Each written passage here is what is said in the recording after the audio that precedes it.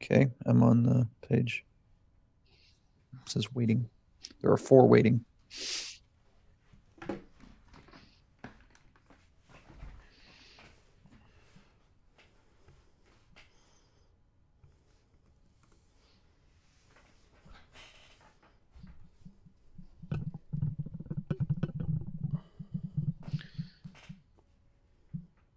Oh, now we're live, and the video came back. When I said there were 4 waiting, that's when it came up.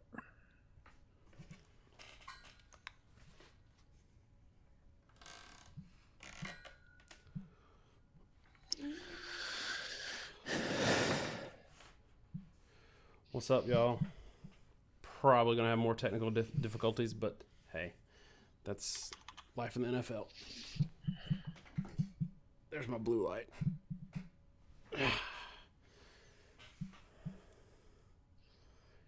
Can you hear me, Josh? Yep, I can hear you. Can everybody else? Can y'all hear me on the live chat?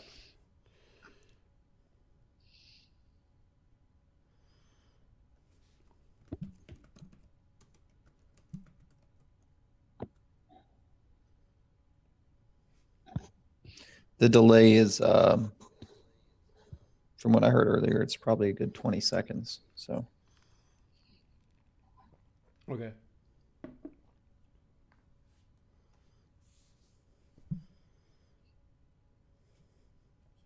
Oh yeah, looks like we're good. Awesome. All right. Oh, there goes my video. Of course. Josh, why don't you talk? Get him going, and I'll see you with the video. Sounds good. So yes, everyone can hear us. Cool. Yeah, we figured we'd do this live video. We did one a few weeks ago. It seemed like it was kind of fun for everybody. And we kind of wanted to do it again, see if people liked it, interacted with it. It's more fun for us, honestly, if we get questions and interaction. I know it's probably not the most exciting thing for you guys when we have a monologue and we go back and forth. Believe it or not, it's not always the most exciting thing for us either. It's not the most exciting thing for Daniel when he has to sit there and wait for me to shut up so he can he can keep talking. But yeah, no, I think there were a few topics we wanted to talk about. Potentially, you know, we talked scheduling with Notre Dame and Michigan, and we talked about UCF, Bama. I think there's a bigger conversation in play in terms of where the conferences are at relative to each other this year. I know both of us have opinions on that. So I think that's one thing to discuss. Another thing somebody asked on Twitter was if we could discuss maybe Tua versus Kyler Murray. I don't know that discussion is really unrelated because I think with both those guys, you have to take their statistics and sort of unpack them to know what they mean. So, yeah, so I think that's kind of where we are. I don't know, Daniel, if you have a particular place you want to start with. Yeah, let's go ahead and talk about Cupcake Weekend, because that's kind of where we've been going all week. Is people are killing the SEC for Cupcake Weekend, and I think there is some merit there, but I also think, what are we trying to do? Do we care about who has the hardest schedule throughout the year, even throughout November with the Cupcakes? The SEC seems to have a harder schedule than a lot of other conferences.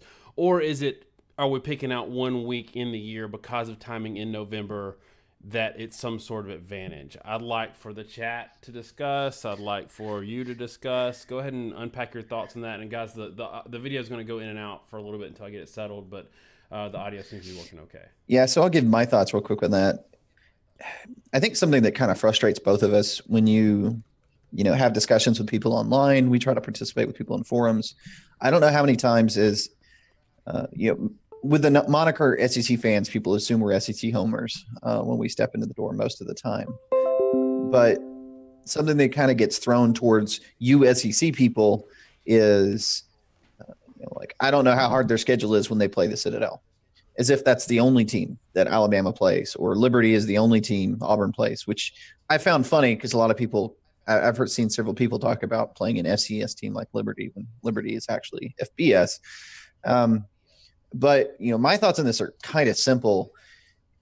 obviously scheduling difficulty is something that's built across the entirety of the season. It's all 12 games. It's not one thing or another. Hey, look,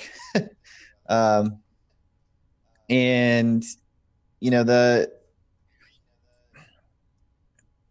scheduling difficulty has to be viewed from the lens of how the entire season plays out, in terms of how I think both consistently you play difficult teams and the most difficult teams you play.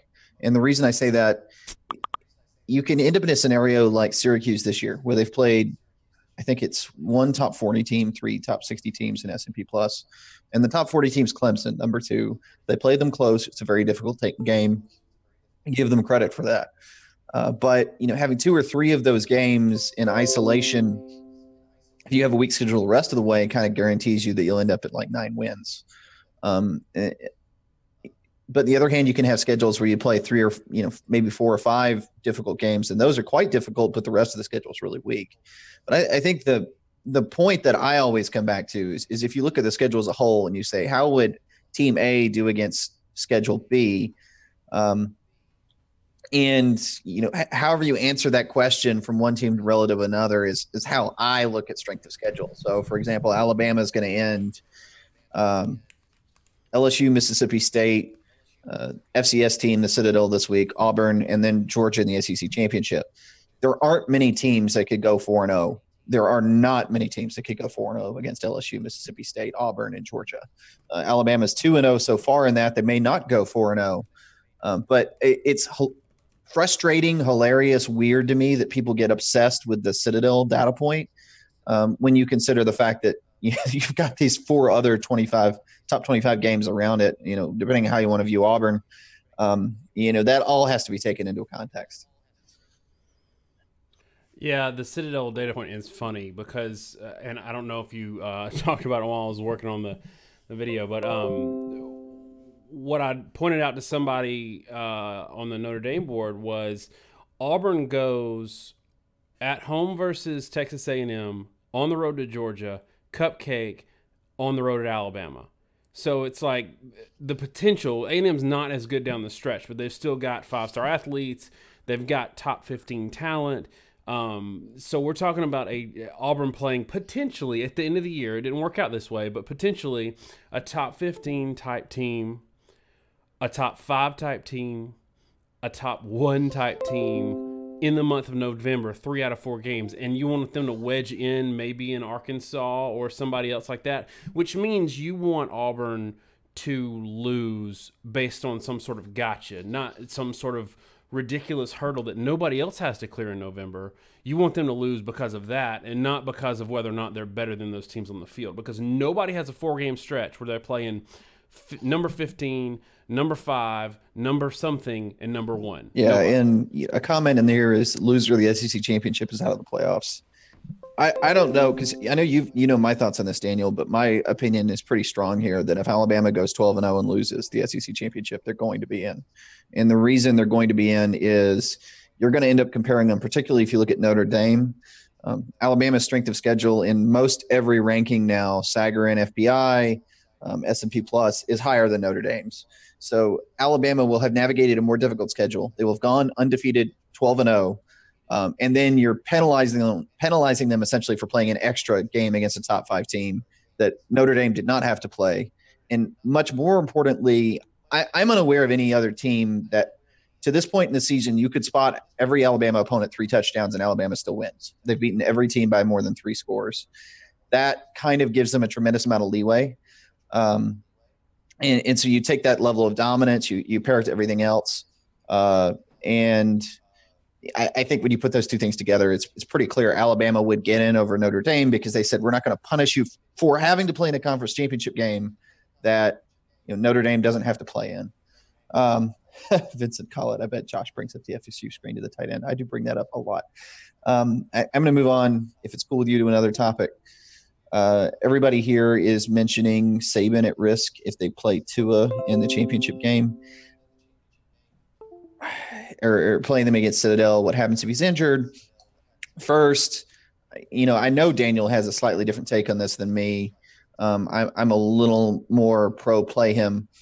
I mean, my viewpoint on it is you have to play. If you're Bama, you want to play Tua for at least a quarter and a half because he has not been on his game. He's been banged up. Today he took his knee brace off. I saw that on the news. So they wouldn't have done that if the knee wasn't a huge issue. And I know the injury he suffered against Mississippi State was not actually his knee. It was basically got hit really hard and his quad tightened up. I think that was the deal.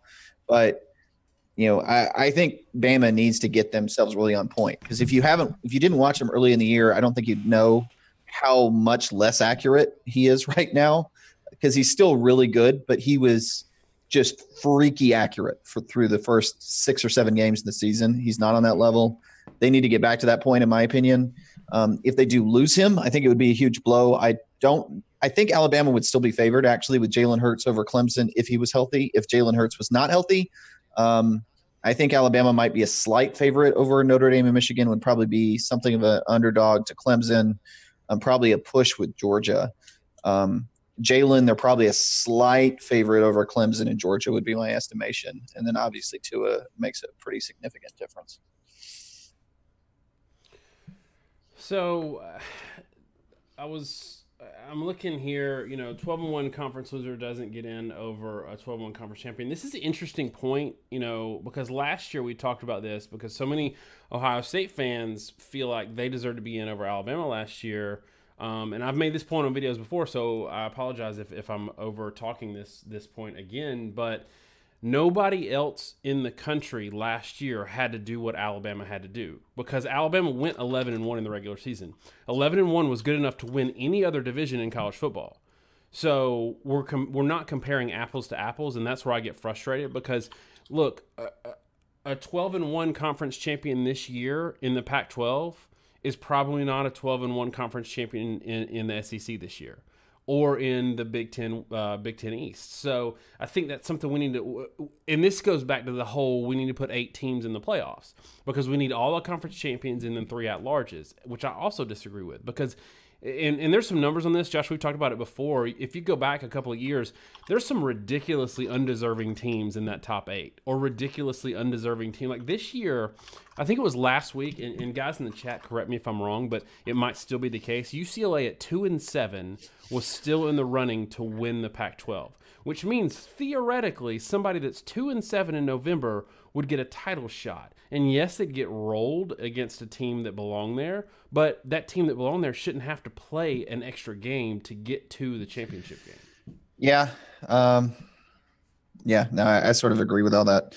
It's tough. People still in the comments talking about Citadel. I mean, it just baffles me. Everybody wants to point out and talk about the easiest game you play, as if that determines everything. But I mean, it's the whole season. It's how many teams you have to play that are difficult. And it's, if you're not playing, if you only got to play 1 or 2 top 40 teams. And a big thing that I always point out, if you've got 2 teams and or let's say 3 teams and you all play 1 or 2 top 10 teams, and particularly if you have a conference where you have 2 top 10 teams in that conference, if they destroy everybody else in the conference because it's not very good, you are guaranteed that one of them is going to win the game when they play each other.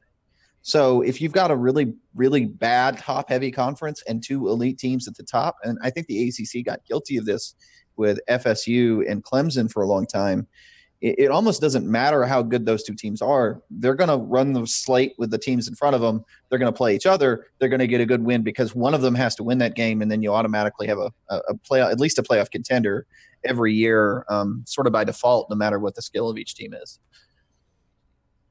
So there's a question. Bama with Tua is better than last year. And I do think it's unfair. Bama fans want to bring up this year. They want to bring up the score last year and the game last year against Clemson in the playoffs. I don't think that's fair either. I agree. I brought it up in the comments a second ago, but yeah. Clemson, man, I don't ever agree with him. But he said Bama is better with Tua. But are they better without him than last year? And I think that they still are if Jalen is healthy because Jalen has shown some of the improvements in the passing game that he didn't show or hasn't had his first 2 years at Alabama. So I do think they're better. Are they better good enough without Tua but with an improved Jalen to beat Clemson? I don't know. I would like to talk about Let's say 1 and 2 stay the same. I would like to talk about who matches up better against Clemson if it's Michigan and Notre Dame that get in those. I mean, obviously, it's going to be Notre Dame. We've had this discussion, and I don't, a trigger warning for Notre Dame fans. I don't really want to rehash that too much. We've talked about it all week, and they've talked about it on ESPN. So let's say, for argument's sake, that either Michigan or Notre Dame could get in that third spot. Who do you think matches up better against Clemson between those two? For Clemson, I think the better matchup is probably Notre Dame. It's hard for me to say which one of those teams facing a different opponent is the better team. And I know people are about to jump over me the moment I say that. Let me clarify it. Notre Dame playing Michigan is a better team between the two in terms of who could win that particular matchup. Matchups are weird. Matchups are different. Just because you're really good against one team does not mean you'll be good against another. It's why you can't do the transitive property thing. Last year's example, I think Daniel brought this up in regard to UCF in a conversation we were having. It's easy for UCF fans like to point out and say, well, we beat the team Auburn that beat the champion Alabama, so we should be the champion. Well, LSU beat Auburn, who beat Alabama, and Alabama also beat LSU 24-10. Transitive property doesn't work in football because it's matchup based. So in my view, I think these Michigan and Notre Dame are pretty evenly matched, even if Notre Dame probably has an edge when they play Michigan. And actually, I think the style of offense is different, but I do think Notre Dame is probably a harder matchup for Clemson. The reason for that is I think Notre Dame's defensive style, it's not as shut down as Michigan's, but that's almost a good thing. Clemson's offense is very, very vertical and capable of being very vertical. With the quarterback they have, their ability to throw the ball downfield with accuracy with Lawrence, their ability to hit plays quickly, I think that would negate some of Michigan's dominance defensively. And when I say that, I mean, it's like when you play Deshaun Watson, you cannot keep an elite quarterback and an elite receiving core from getting good plays, by moving the ball down the field. I think that Clemson would be able to move the ball fairly well on Michigan, and Michigan offensively, that their style of offense is so close to the vest. Clemson's defensive line, no one in college football, including Alabama, is really going to completely block them and run the ball really well on those guys. And I don't know that Michigan has a counter to that. So what you'd end up with is a situation where Michigan's going to give up one or two plays to Higgins or Ross or Rogers, who I think is that receiving core, in my opinion, is actually more important and better than Lawrence. They get up, that's going to be 14 to 21 points. I don't think Michigan can put up 14 to 21 points on Clemson. It's the balance that Notre Dame has that lets them move the ball offensively a little better on Clemson, I think. They're a little more bend but don't break, make Clemson earn it. And Clemson, if you make them earn it down the field, actually struggles more. I think they'd be better off trying to hit a bomb on Michigan and flailing the rest of the time than they would on a Notre Dame when they have to earn it consistently down the field with a true freshman quarterback. All right, let's talk Georgia, Alabama a little bit. And there's a couple of questions are popping up, and this is something that we've said a little bit this year and not really touched on it because we're going to save it. Obviously, Georgia and Alabama are going to play one another, and we don't want to do a video on that since they're going to play each other. But I do think it's fair to say that after the LSU game, a lot of people wrote Georgia off like they wrote Georgia off last year after the Auburn game. And they have looked considerably better. And you even said in one of our videos this week that you think Georgia is a better team than LSU, which, LSU fans are going to not love that. And I don't know exactly what you meant by that. Maybe it's just a matchup issue there. But I do think Georgia is better poised to give Bama trouble, especially if Tua's not 100%, than people are giving them credit for. Why don't you kind of run with that one? Sure. So... I did say that I think Georgia may be a better team than LSU, and I still think that that's probably true. First, that was a game that was played in LSU. Georgia panicked. Georgia was running the ball very effectively in the first half. They abandoned it for reasons I will never understand. And when they did that, they kind of gave the game away to a certain extent. And more importantly, I think Georgia defensively has issues stopping the run, and they have a very good pass defense. They have real issues rushing the passer, but they also can be pushed around a little bit. But they're very fast and disruptive, and particularly they're very fast. And then offensively, they're very balanced, and they're a balanced pro style attack. LSU struggled with Alabama because their secondary was able to lock down Alabama for the most part. But they actually aren't super fast in the secondary. Even Greedy Williams is an outstanding player, but his one weakness is just straight speed. And the weird thing is you've got guys like Campbell at Georgia that's really struggled, but the dude is fast as crap. He's actually faster than Williams. And I think at times LSU struggled with Alabama's just pure speed. Campbell is not as good as Williams. He's not going to do as good a job as Williams, but he doesn't have that weakness, so it makes up for it to a certain extent. And I think the bigger deal in that LSU game wasn't really Alabama's offense, because LSU, for the most part, held them in check, 29 points. Most of the time, if you give up more than 24, your likelihood of losing goes pretty high. But I think Georgia is probably better suited to score in Alabama. They have a much better passing attack than Georgia did, or than LSU did, excuse me, and they're going to be less one-dimensional. It's sort of a weird situation. It's kind of like I was talking about with Clemson and Michigan, that, if you play a team like Alabama, just like when you play Clemson, the same way LSU is a little bit like Michigan, that they tried to do all or nothing. They still gave up some points and they couldn't score. So you'd almost want to give something up on defense, even if you give up another touchdown over the course of the game, because you're going to need to score some. Georgia's better built to do that, I think, than LSU, who just their offense just isn't good enough to cross that threshold against Alabama to where they could score. Georgia's is, which gives them a better chance. Somebody said that Alabama should just win the game against Georgia and avoid all this controversy. I completely agree. And that's not fair to Georgia fans, because Georgia deserves a shot at this game as much as anybody. But I almost want, if Georgia wins, Alabama should just be out. And I know that's not fair to Alabama fans, but I said this to you earlier a couple of weeks ago. I was like, I think it's time for Alabama to just run the table in the regular season and not leave any of these controversies, because look, if you're the best team and you've had a couple of seasons where you won a national championship but you needed some help, and look, they all need help. It's from time to time. They all need help. There are undefeated teams, but there's a lot of one-loss teams that win championships. If you're the best team, just go out and win it without any question marks, and that would solve a lot of problems here. And if they don't do that, honestly, I'm okay. If they play in a New Year's Six Bowl and Georgia represents the SEC, I think because look, if Georgia beats Alabama, they're clearly worthy of being in the Final Four, and I don't know that two teams in the SEC should get in. Yeah, I agree. And the short version is, if Georgia beats Alabama and they're 12-1, their resume is going to be better than Michigan, who also could win the Big Ten and go 12-1. It just will be. Their only loss is to LSU, who was a top 15 team, same as Michigan's, but that win over Alabama is something that Michigan is not going to have the opportunity to match, because Ohio State isn't that highly ranked, and obviously you're going to face Northwestern. And then the flip side to it, Alabama, like you said, Alabama could very easily just run the table and shut all this up. It's worth noting that we have all these discussions, but most of the time when we have these discussions, the truth of the matter is Alabama, or the equivalent, does just run the table.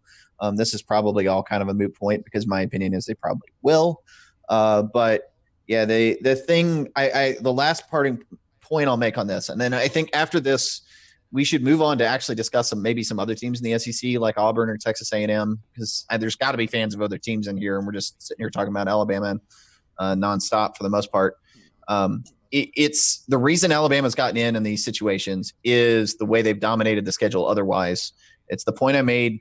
I am unaware of any team through 10 games that won all their games by 3 scores. I did some research. I was unable to find it. Alabama gets the benefit of the doubt because they beat quality opponents in a way that no one else in the country does. And the team that does that is going to be the team that gets the benefit of the doubt over everybody else. And that's just the way it's going to be.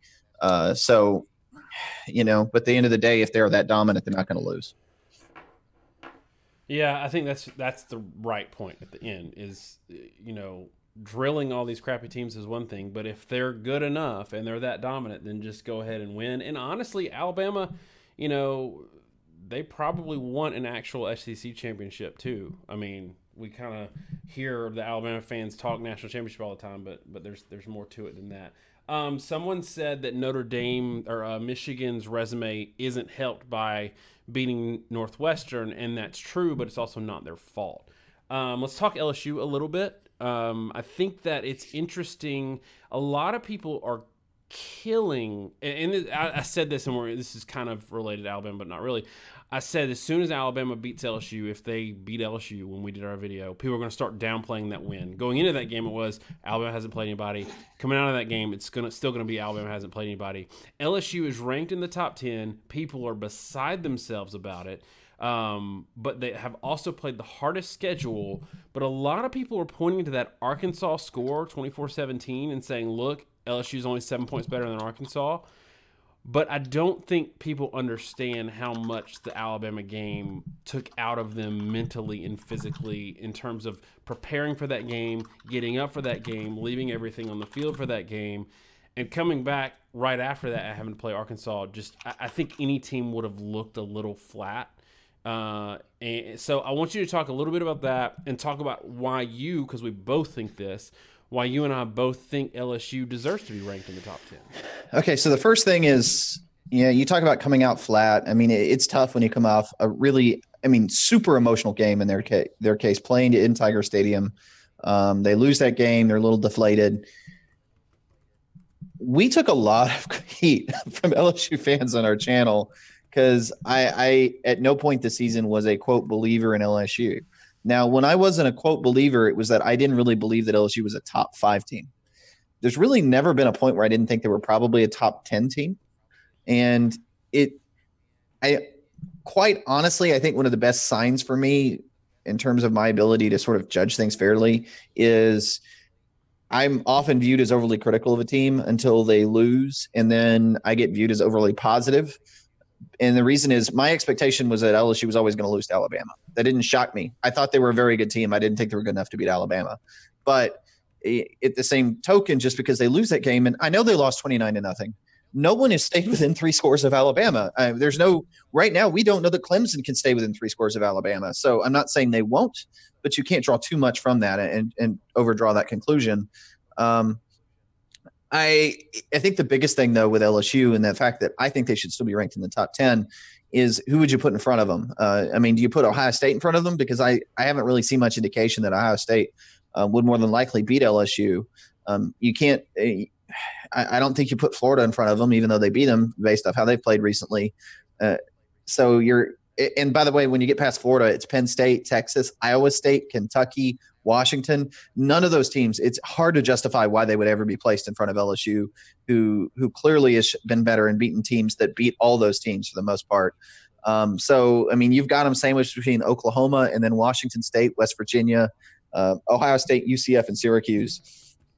It's easy to say they're not that good. It's a lot harder to say why any of the teams behind them should be in front of them. I think that's probably the ultimate point in college football this year. The difference between being number 7 and being number, let's say, 30 or 40 is really slim. And, I think that's kind of the end of the discussion. What about Auburn? So we talked about Auburn in the beginning of the year. We were concerned about their run game. They actually looked better against A&M without the run, and it sort of fell apart. And I have this theory about Auburn, and I've seen it happen a lot, especially in the last 3 seasons. Auburn seems to come out in their scripted, probably first 2 or 3 series offensively are scripted, I think, in their scripted series and score like crazy. I bet, and I haven't run the numbers, but I bet if you look at their scoring, especially touchdowns, it's heavily weighted to the first 3 possessions. And it seems like teams adjust at the half. This happened even in games that they won last year, like the Alabama game. They came out, they scored a lot, and then just kind of limped to the end the rest of the way. I know they scored there once in the fourth quarter.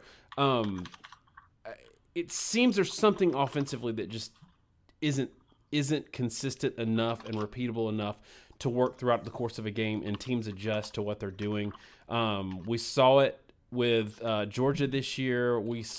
I've seen it a lot, and it's not just kind of maybe a thing. I think it is really a thing. Talk about Auburn's offense this year. Is it just lacking that run game, that power run, relying too much on Stidham, or is there something else going on that you don't like? I think really with Auburn this year, it starts with a run game first and foremost. We questioned in the preseason how much of a step back they were going to take with Kerryon Johnson, and we were pretty brutal that we said there would be one. We just weren't sure how far it was. How much of a step back. It was more than we anticipated. I think a lot of it is because it wasn't just the running backs, but that interior of the offensive line. They've had relied on guys like Braden Smith and a lot of, they've had a pretty good legacy of guard play at Auburn. And when they lost those guys and they lost Kerryon Johnson, who I think the Lions are showing how good he is as a tailback, that he was probably underrated last year. They haven't been able to replicate that. And I think we even talked about this in the last chat. Auburn's offense everything is predicated inside out. They have to have the inside run to hold the linebackers there. And when they have that, then they can get the edge. And when people bring in safeties for the edge, that's when they hit them over the top of the RPOs. If they can't stop you over the middle, and if both safeties can stay back and the linebackers don't crash the center of the line of scrimmage, nothing really works right. And so that's, I think that's really the heart of it. And I'm flagged. I think it was the first week. It was after the Washington game, so maybe going into LSU Auburn. There's a pretty good proxy for Auburn's success, and that's red zone offense. If you go back and you look at the red zone offensive statistics, it pretty much tells the story every year of how good they are. Their red zone statistics, if you want to go back from this year, the last time that they were this bad, the last time they were worse than they are this year was 2012.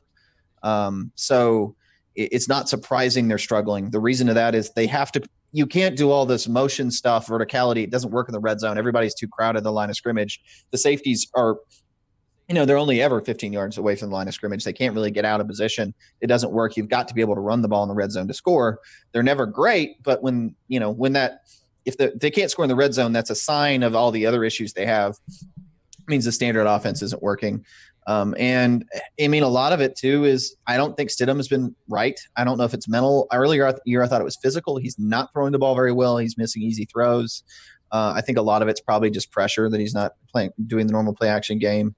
And then the final piece I'll add, and on top of all this, offensively, Auburn wasn't really dominant last year. And I think people forget that. Their defense was really, really good. And they, without guys like Holland on the outside rushing the passer, that's fallen off. They lost guys in the secondary. I don't think the pass rush is great, even though the defensive line's good. They don't have great pass rushers. And then on top of that, I for a while thought Williams was really underrated as a compliment to Sean Davis. I don't think Atkinson is nearly the linebacker Williams is. And then in the secondary, I just don't think the secondary is very good and athletic. And I talked about this in the A&M Auburn preview. Auburn does not have any 247 top 50 composite players in the secondary. And to be an elite team in the SEC, you need top 250 national athletes in the secondary. Every top 10 team in the SEC has that. So that I think is really a combination of a lot of factors. But run game starts it all off. But don't discount the fact that the passing game can't pick it up. One, due to the quarterback, and also I will say due to the receivers, they don't have a great receiving core, though Seth Williams is coming on. And then I think the biggest hidden factor is, despite it all, they were able to win with their defense in years past, and their secondary is being exposed quite a bit. And that's the end of the problems there. There's some discussion going on in the comments right now about Harbaugh versus Saban. That's not a contest. And I like Harbaugh. I actually like him more than a lot of people. I think he's done a good job this year, and everybody wants to say, well, Michigan isn't that great. They just played poor competition or whatever. He's really done a good job this year. Nick Saban is the best coach in college football history. So no, no, stop, just stop. And the comment was Nick Saban didn't go to a Super Bowl, Harbaugh did, but I mean, okay.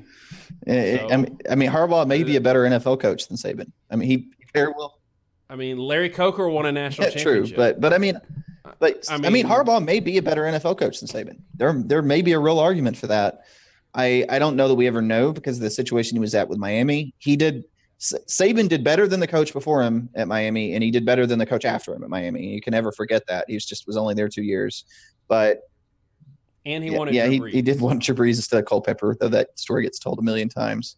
But I think the end of the discussion here is okay. But in college, the guys won 5 national titles in 9 years, and no, you just stop. Oh, and here's the other favorite point that people like to do to tear down Saban's success. And I don't want to make this an Alabama show. I really don't. But it's the non-SEC fans that keep bringing and us you back guys to need to Alabama. actually bring up some other topics so we can get off it. But keep going. Yeah, that's true. We'll answer questions and talk about it. Y'all need to draw the discussion.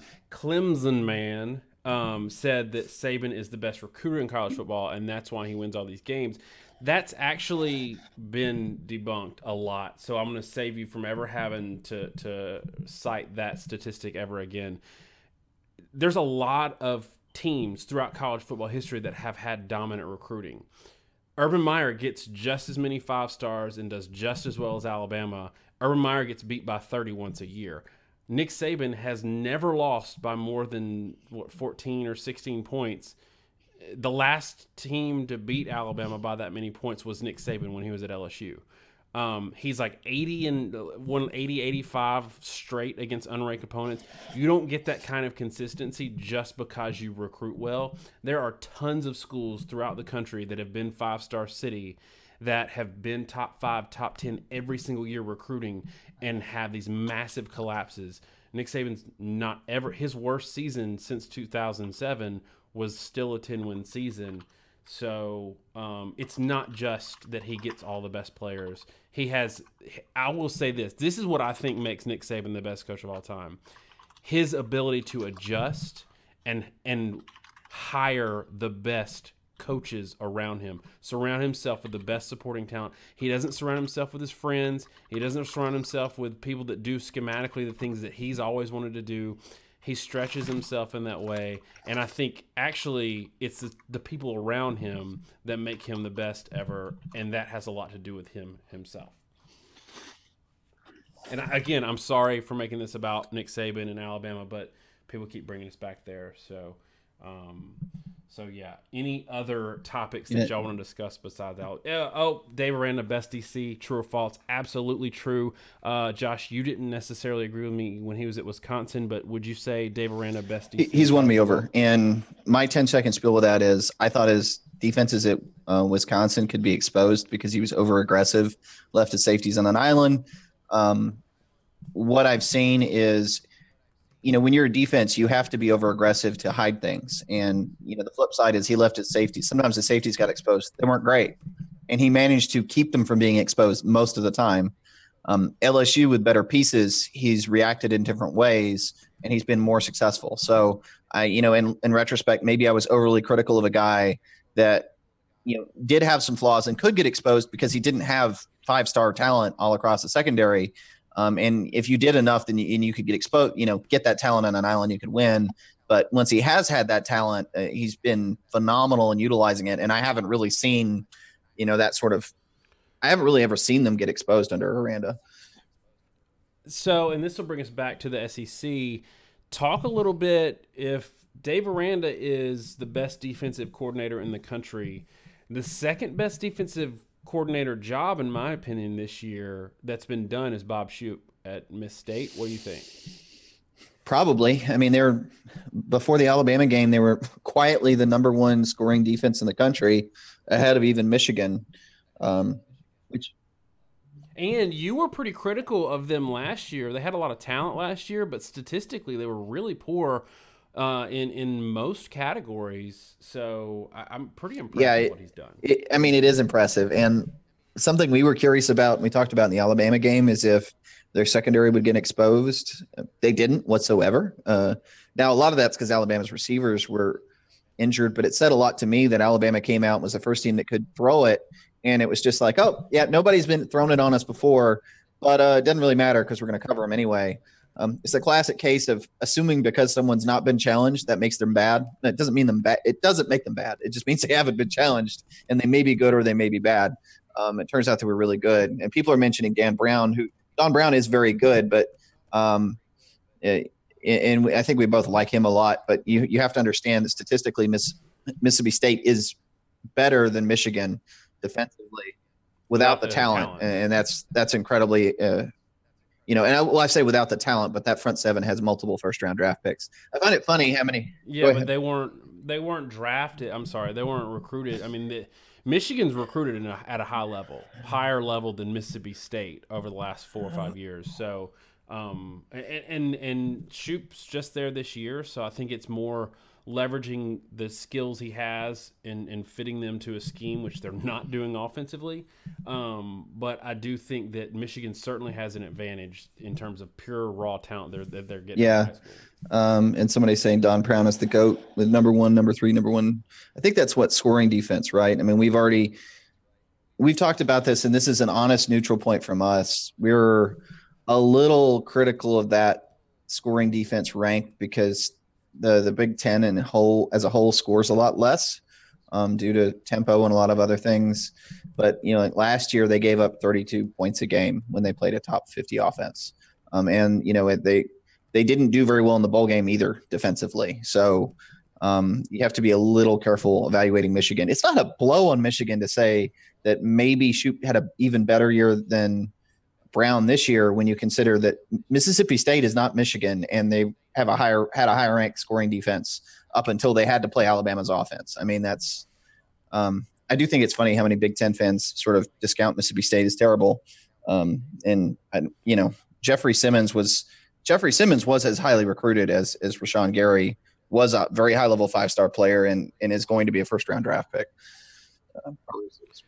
I think a lot of people are discounting Mississippi State because of the Alabama loss. I think they should be more discounted because of their performance against Florida and Kentucky. But Mississippi State might do some damage in the bowls. Their entire success out of conference in the bowl game is going to be contingent upon who they get as a matchup. They have to be able to move the ball. Mississippi State's problem is they are a run spread team.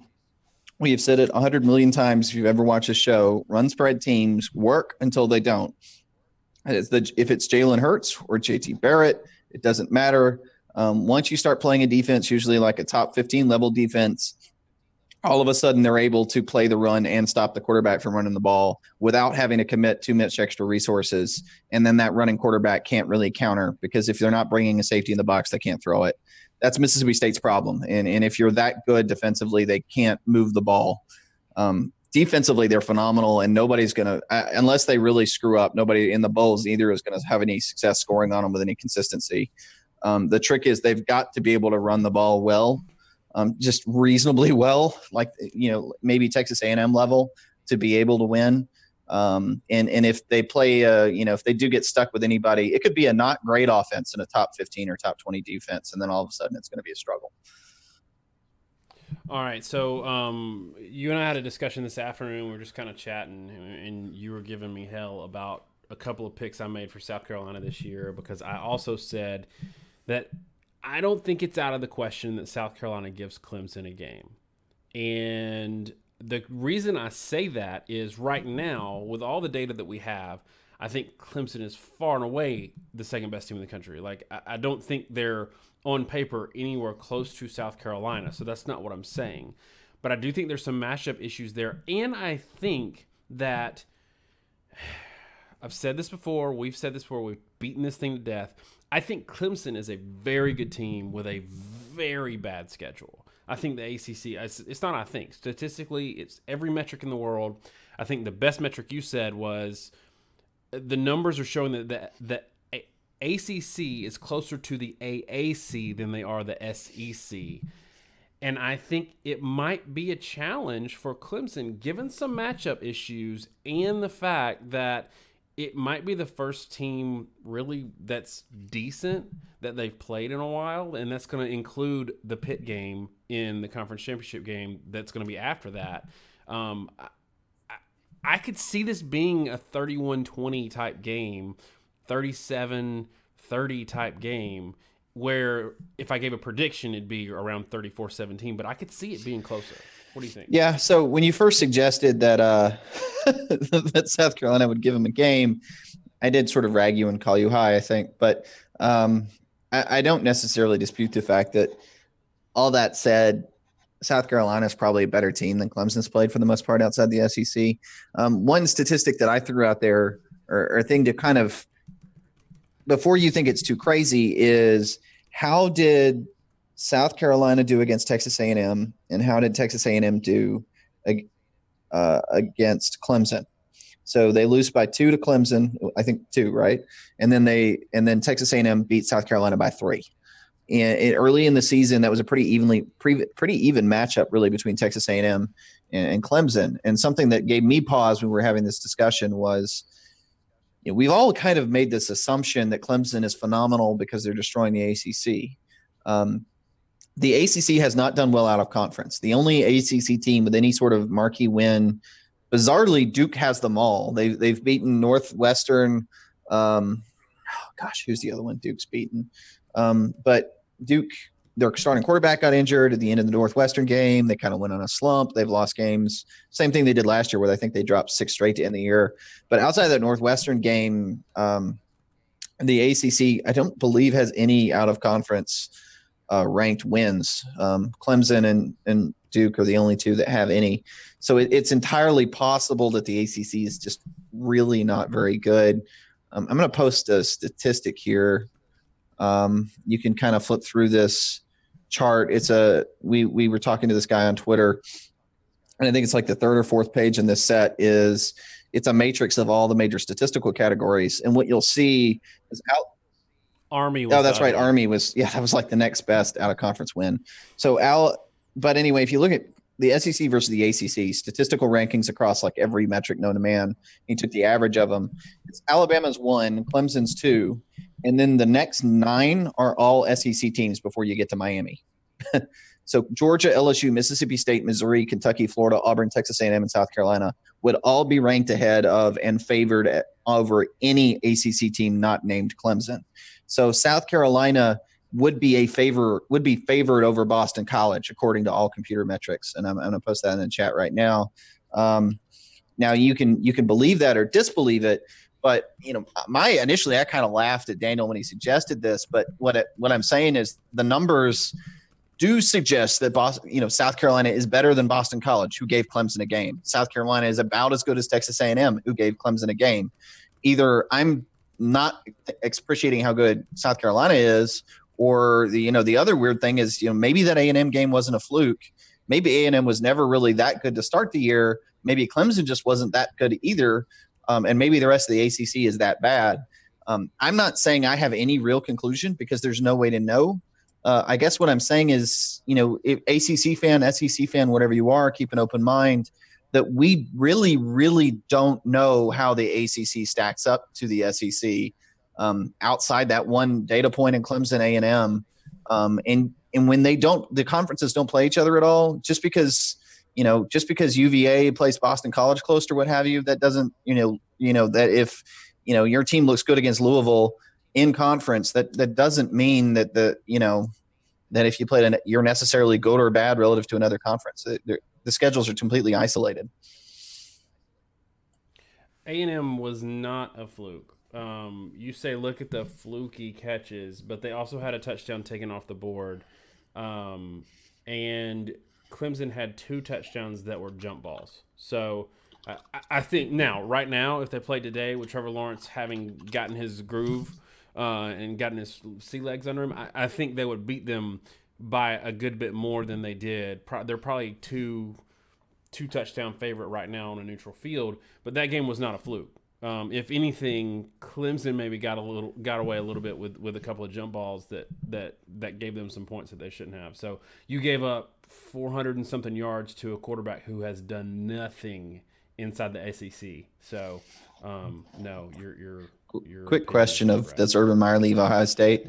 I can answer that pretty fast, and neither one of us have any great insights in terms of what's going on personally. I think the one concern I would have with him, I could never get 2010 Florida out of my mind. What happened when they lost that SEC championship to Alabama in 2009, and he sort of semi-retired and came back? The moment his team wasn't playing for a title and he didn't have that motivation, he had fostered a cancerous locker room. They didn't care. The team quit on him. It's like he didn't care. The assistant coaches didn't care. And they went from one of the best teams ever in 08 and 09 to crap in 2010. And everybody just forgets he was the coach that year. But I don't think he's gone this year based off anything I know. But, I'm never going to get 2010 Florida out of my mind in terms of how much he can implode himself. There's some people talking about Heather Dinich. There are a few people that are frustrating to me as and I don't know if they have to do this because they're told what to say or whatever, but she has some of the worst hot takes I've ever seen. And she came up through the ranks in ACC country working for like ESPN ACC or whatever. So I understand like she's got her Homer roots or whatever, but she says some things that are just so incredibly wrong. Kind of like Joel Klatt, who I think has to say the things he says because of the network he's on. It's really frustrating. Here's a good question. I know it brings us back to Alabama, but where does Hurts go next year? I think we should talk about two people, Kelly Bryant and Jalen Hurts, because there's a lot of discussion that Kelly Bryant might end up at Auburn, which is weird given the fact that I don't think Stidham's going to leave early. But let's say Bryant goes to Auburn. Where does Jalen Hurts go? What's a good fit for him in terms of style of play, where he could have some success, and personnel-wise, where he could come in and start? Oh, gosh, put me on the spot here. So I think, number one, a good fit, the best fit for him would be a place where they run him a ton in a low-level division where they can dominate. That may be the best fit in terms of success, but it's the worst fit possible in terms of his career. He needs to go somewhere where they utilize a mobile quarterback and an offense that rolls the pocket a lot, and let him continue to develop as a passer. Where would be a good place to do that? If they had an offensive line, Willie Taggart's system is good for it, but they don't, and they're not going to. So that would be a pretty I wouldn't want to head there. Who doesn't have a quarterback? Because I'm trying to think. Clemson's locked in with theirs. Michigan has Patterson now. I think Ohio State's probably going to be happy with Haskins. Does he go to a title contender though, or does he go to a place where he could just put up some numbers, guaranteed start? Well, I mean, you were asking the best place for him to go. I think here's an interesting one. How good would he be a great fit at Ohio State, running the JT Barrett offense? I think it's interesting because we talked earlier in the season how we were really excited to see Haskins play in this offense because they lacked that passing element. But what we've seen this year is Urban Meyer, kind of like you've said about Gus Malzahn at Auburn, he might want to employ a pass-first sort of spread offense and not a zone read concept. But he might want that, but his success has been power running quarterbacks that can throw it a little bit. But Jalen has struggled at Alabama with the zone read. He's a good running quarterback, but specifically with the zone read, he struggled during his time, knowing when to pull it, when not to pull it. So I don't know how good of a fit he'd be there. I don't know what year Sam Ellinger is, but I think he'd be a pretty good fit at Texas. Okay, as well. So somebody made a point about the Pac-12. Actually, I think that's pretty solid. Two schools he could be really good at. One would be UCLA, running Chip Kelly's offense. I think that could be a really good fit. And then two, I think Gardner Minshew at Washington State's a senior, right? If Hurts could go to there and learn that system, and then kind of leverage his running ability, I think I'm not making a direct comparison to say that he would be this good, but it reminds me a lot of what Lamar Jackson was able to do at Louisville, in that you have somebody in this high power passing offense that has to basically run very simple concepts. But if those simple concepts are run well, they can be very effective. And then in that system, you throw in this extra element of an extremely good runner, dual threat guy. I don't know. So I'm going to throw that as an interesting one is at Washington State, because they are going to need a quarterback next year as well. Somebody said he could beat out Tate Martell. I don't know that he could. Tate Martell, I mean, he looked pretty good the other day coming in against Michigan State. I don't know how he is as a passer, but I imagine Joe Burrow left because he probably was third on that depth chart. I like the Pac-12 option as well. Georgia Tech, he's not a triple option quarterback. I mean, he's still a zone read passing quarterback. He's not going to go somewhere, because you're not going to run a triple option at Georgia Tech and then go to the NFL. And let's make no mistake, the next place he goes is for him to build an NFL resume. I think that's the only reason he'd go somewhere. All right, so trying to see here if we have any other discussion topics. You guys keep bringing up Alabama. Like, give us something other than the same the same stuff to talk about, and we'll get off. We're trying to get off this topic. Although to be fair, Jalen Hurts going somewhere else isn't necessarily about Alabama. And I'm glad you brought up Gardner Minshew, because this is about Alabama. How good of a move was it for him to not go to Alabama? Because I think he was like packing his stuff to go to Alabama and yeah. Oh yeah, I forgot about that. But yeah, he was. No, it's kind of funny with quarterbacks that we question decisions sometimes, but the reality is, if anybody had gone to Alabama in the past few years, they wouldn't be playing. So you can't really dispute him for that conversation. All right, let's talk about Florida. You're higher on Florida still than I am, or maybe you're not. I don't know. After the Mizzou game, I'm actually higher on Mizzou than most people are this year. And so let's talk about Missouri first, because you said a good thing the other day, and I think it's a well, it was a day that ends in Y. You said that Mizzou is a good football team that's poorly coached. Are you still going to stick with that? Yeah. So okay, now I remember what you were saying. My point was, if you actually look at Missouri and the talent they have they've got a potential first-round draft pick quarterback. They have a really good offensive line, a very good running game, oddly. And Emmanuel Hall, they have a high-end receiver. The receivers in general are very good. They have two great tight ends, and they have what has been a pretty darn good defense against the run. Not great, pretty poor against the pass, I will say that. And they've lost 4 games. And the point I made to you is, I actually think Missouri should be a really good team. That what you're seeing from Missouri in the 6-4 record, when they played like Memphis, they destroyed by the way, Memphis, who lost to UCF by 1, they blew the doors off them 65-33. They beat Purdue 40-37. It's just when they play good teams, they haven't been able to keep pace.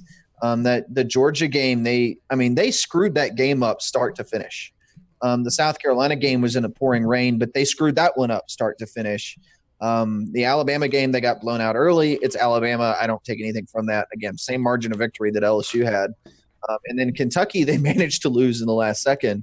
So if you look at it, it's basically they beat the teams that were not as good as them. And then when they played, teams that they were, upper level teams they could beat, save Alabama, every one of those games they were in the game, and they just managed to lose it. It's a poorly coached team that's actually really talented. And to be honest, it scares the crap out of me, because I don't think Barry Odom's a very good coach. And sometimes you have these teams and it's easy to go, well, they're pretty good, we don't need to fire him, he's doing okay. Like, yeah, he's doing okay because he's got all the right pieces to be really successful right now. It's the same complaint I've always had about Kevin Sumlin in 2012. A&M had 3 first-round draft pick offensive tackles on that offensive line. They had a Heisman winner at quarterback. They had Mike Evans at receiver. They had another receiver, Swope, who would have been an major NFL receiver had he not gotten disqualified for concussions in the NFL. I think they had Kennedy at receiver. The defense had 1 or 2 first-round draft picks. They had a lot of talent. That was an excellent A&M team, and they managed to lose 2 games. And their whole thing was they beat Alabama, but that got squandered because they dropped a couple games they really shouldn't have, like losing to LSU that year. They were a better team than LSU was that year. So, I definitely think Missouri is a good team that isn't well coached. How much of college football right now, where we're at right now, take Alabama away because they're an exception, especially defensively. How much of college football in your season is almost entirely contingent upon whether or not you have a good quarterback? Well, it's always been this way, right? But I think it's probably more so. The fact that we've skewed more towards the offense, I don't know if you agree with this, I think has made it much more important because you have to score points now. Good teams will score. Well, I think it also translates to the NFL. I mean, it's the same. The passing is the only way because the defenses are so good that the only success anybody has anymore, I think even all the way down to the college level, people have figured out for the most part how to stop the run. And I feel like, I could be wrong, and you might have some numbers that discount this, but I feel like you can live or die, have a great season or a bad season, all based on your quarterback. Yeah, I'm trying to think. I don't have any solid numbers on that point, but I guess. Is LSU a good example of this? Maybe. Or Ohio State? Well, LSU to some degree is maybe the opposite. Like I think Burrow is a fine quarterback. I don't think Burrow is a good quarterback. I think he's serviceably good. But maybe what you're talking about with what we're seeing from LSU this year is with just competent quarterback play, like not even good, but competent quarterback play, they're suddenly a pretty good team. When with Danny Etling, who was a bad quarterback, they couldn't get over any kind of hump. And if they had a Tua Tagovailoa in the past 5 years, they would have won a national title probably. So yeah, I definitely think quarterbacks can make or break you. You certainly see teams that have their quarterback get injured and they just collapse. Or if you're Maryland, you see 4 quarterbacks get injured and they collapse.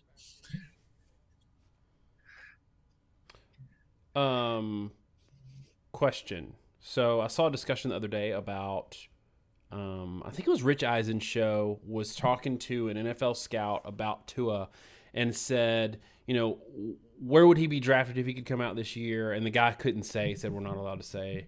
He said, just let's say a team that had passer needs would be very interested. He basically indicated that he would be number 1 overall. But given the last class we had of great quarterbacks and next year's class of there's at least a couple, there's 2 and then a couple more that look to be really good. What do you do? Is there a thing like in the NBA? Is there a thing where you tank or do something to make sure like you don't want to have to get your franchise quarterback this year because you might be drafting the kid out of Duke. It's a really weak class. So what do you do if you're a team right now that needs a quarterback? And do you burn a hole next year's season to get to be able to draft a Tua or something like that? Or what do you do? And is there a quarterback in this class that you like? In this 2019 class? Yeah. I don't know. It's tough. I've heard this discussed a million times. The NFL guys will always tell you, tell you that they want to win. And at the end of the day, the most important thing's winning. And we're worried about keeping our jobs. That's all that matters. Yada, yada, yada.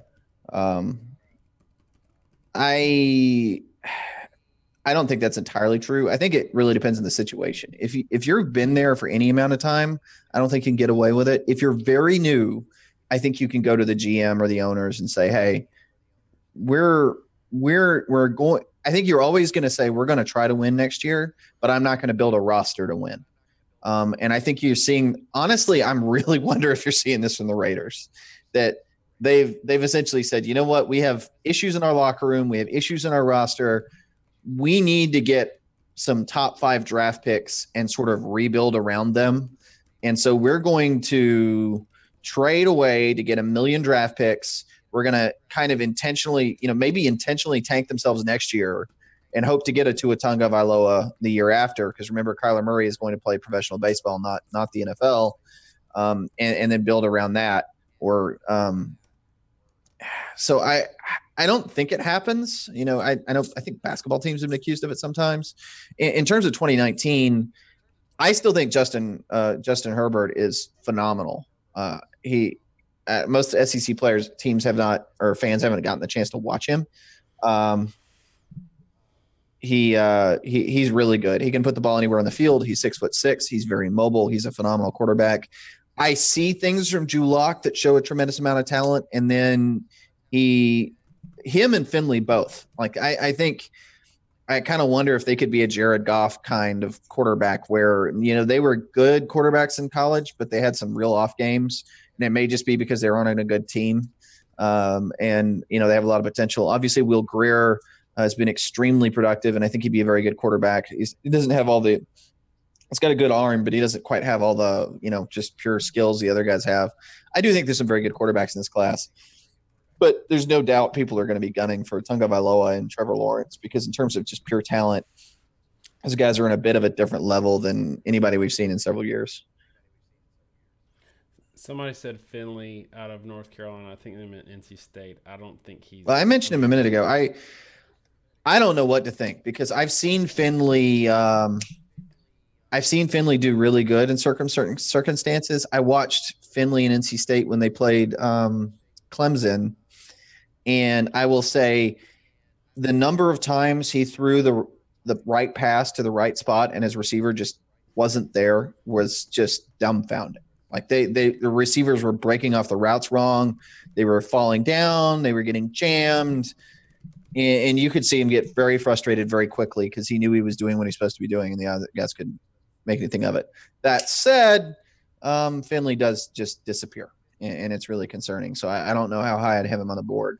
I'm a real believer that production in college is very important. I don't think it's by any means the most important thing, but it does alarm me when quarterbacks can't produce in college consistently because it tends to get repeated in the NFL. Someone said back to Alabama that Terrell Lewis is going to be back for the Auburn game. That is not possible. I saw him. Somebody tweeted a video of him running, and he was technically running. But if you've seen Terrell Lewis chase a quarterback, he was not running anywhere near full speed. So, and Bama fans, they were like this last year. With Christian Miller and Lewis trying to rush them back, and they rushed them back for Auburn, and they looked awful. Like they were rusty and out of place. I would, if I was an Alabama fan looking at this team this year, I would think, okay, the defense is playing in a cohesive manner right now. They can probably handle Auburn without Lewis, and then hope that maybe he gets back for the postseason. Yeah. Yeah, pretty simple. Here's another question. How does LSU get over the quarterback drought? I mean, my answer, I don't know about yours, but my answer is pretty simple, which is just recruit a top 5 overall quarterback. Fire their offensive coordinator first before. Okay, that's probably true too. I mean, you know, Tua Tagovailoa didn't just show up as a miracle. He was the he was the 8-11 MVP 5-star quarterback, number 1 dual threat. And LSU has either gotten a low-level pro-style quarterback or they've gotten a dual threat quarterback that is more a runner than a passer. Les Miles was obsessed with getting these like project dual threat guys. Who was the guy? Way back when. It wasn't Ruben Randall. It was Russell Shepard. Was that it? Yeah, that was like the number 1 overall quarterback, but he was a total athlete and didn't take very long before he started playing receiver. Like they were obsessed with those guys. And then they had Ryan Perrilloux, who I still remember watching him when they won the national title in 2007. And no one's ever going to do this, but I saw him in the background. He actually stole the pylon from the stadium. And my friends and I watching that game absolutely cracked up because he stole the pylon. But he got arrested for I think like ID fraud and like wiretapping and all kinds. Wire fraud. So. Yeah, Wiretapping would be well, I impressive. don't. Yeah, getting arrested for it would probably be pretty difficult unless you're in the FBI. To his brother, this is what everybody always says about any player whose little brother is coming through college football, and they got his brother coming, and he's even better. That to me is ridiculous because you've got a quarterback that's probably going to win the Heisman and is statistically on pace to have the best best season that a college quarterback has ever had, and you're saying his high school brother is, he's going to be better. Please stop with that. Can we please pump the brakes and not heap this kind of pressure on the kid? Yeah, no, I watched a video of him, and I mean, he looked good, but he's not going to be Tua. We're bringing him up a lot because he's probably going to win the Heisman, and he's just extremely, extremely good. It looks like we don't really have any good questions. Something that we have okay. one. We have one that I'd love for you to talk about. Unless Vincent brought up he said he misses Matt Canada. We were actually pretty high on Matt Canada last year. I'd like for you to talk about Matt Canada, and so we were super not high on the Ensminger hire. I think that could potentially impact your quarterback recruiting if you have a crappy offensive coordinator. I think Matt Canada at LSU with Aranda, if Orgeron would have gotten out of the way and let him run things on the offense, could be a really major threat. Okay, so one thing I think Dwayne Campbell, I think what he was saying is he wanted to know where we had the brother rated. So from what I've seen of him, I would expect him to be like an A.J. McCarron level quarterback, which is still quite good by college football standards. Good quarterbacks are very rare in college. Probably not an NFL starter caliber guy, which his brother is, which is still very good. But, NFL caliber starters are extremely rare. So, yeah, Matt Canada, my opinion on him was always that he took what with Danny Etling was a pretty terrible quarterback. And it was a very one-dimensional team. They had a very good offensive line. They lost some pieces a season ago, and he found ways to be productive with a team that in 2016 could be shut down completely. And he did a lot of stuff to get who was it, DJ Chark in space, and all the jet sweeps and motions. It was all things that are designed to force someone you're playing to not just line up and attack your A gap and your B gap or wherever you're trying to run and know exactly where you're going. It forced opposing defenses to have to overcompensate for the jet sweep and move their outside linebackers out. They couldn't walk both the safeties in, because if you walk the safeties up to the line of scrimmage and you have the linebackers in for the run and you all those motions, all of a sudden the safeties could be out of position and then they get outflanked for a big play. And they got a lot of scores out of that. And it also kept the defenses somewhat honest against the run game. So I thought it was very impressive. Ensminger looks better to a certain degree because Ensminger actually has a functional quarterback. If you had Matt Canada's offense, having seen him, with what he did with Nathan Peterman at Pitt, Canada had completely hamstrung himself. That was not Matt Canada's offense. It's not what he's running at Maryland, though he'll have to scale that back again. I firmly, I don't doubt that Matt Canada is probably an insufferable douchebag based on everything I've heard about him, but the guy's a smart football mind, and you would have seen a much more dynamic LSU team this year, given they have a quarterback that is capable of throwing a forward pass. And instead, what you got was a team that we all kind of like clap and applaud and go, wow, they're using a 3-wide set. It's actually still a very simplistic offense. It's just, it's not complete Neanderthal under Ensminger. It's not Will Muschamp football at Florida, but it certainly probably could be better. So somebody said, Jared said, do we think Mark Richt is a bad coach or just with a bad team? And mentioned that Georgia went nowhere with him as a head coach. You've got a lot of thoughts on Richt. I think the same thing that a lot of people say. I think he's a nice guy that is too much of a friend coach that won't ever get the last 10% out of his players that he needs to get. But I'll let you kind of spin that wheel for a little bit and talk about Mark Richt. And I'll say, so I got about 15 more minutes in me is about all. But the first, I'll answer one other question about Sumlin before I forget about it. I've said this before. I've heard this way too many times for it not to be true. is that someone frankly has some like substance abuse issues and a lot of other personal problems. I mean, it is what it is. So that's kind of his problem. Mark Richt, the way I've always described him, if you grew up in the South, is you have that like church dad that has some really rambunctious kids, and by rambunctious I mean kids that get arrested and maybe commit, and one of them ends up a drug addict and commits all kinds of crimes. And the dad's a good guy, but he kind of has that, well, boys will be boys mentality and doesn't really crack down on them, and tries to be a disciplinarian, but it's all right. I know they were probably out there drinking behind the creek, but it's not a big deal. They got to learn how to grow up. That to me is Mark Richt and his personality. I'm not a huge fan of it. I don't think Mark Richt personally is – I don't think he's a very hard worker as a coach. There's a lot of signs that they don't – recruiting in particular, they got guys from Georgia that were fairly easy. They didn't really go outside the region a lot. They would get outworked and out-recruited a lot. I don't think they game planned or developed at a very high level or did it spend as much time as they needed into it. I think what we've seen from Miami is Miami's had really bad coaching. And Mark Richt is not a terrible coach. He's not a great one. I think he's probably pretty good. Pretty good's not what you want at a Georgia, but he's not much more than that. But that was enough to make Miami look good. The truth is, solid coaching is not overly common, really, in college football. The other thing I will say, and we talked about this early in the season a ton, a lot of Miami fans just had really grossly unrealistic expectations for that football team. But 5-5 right now in November is probably not.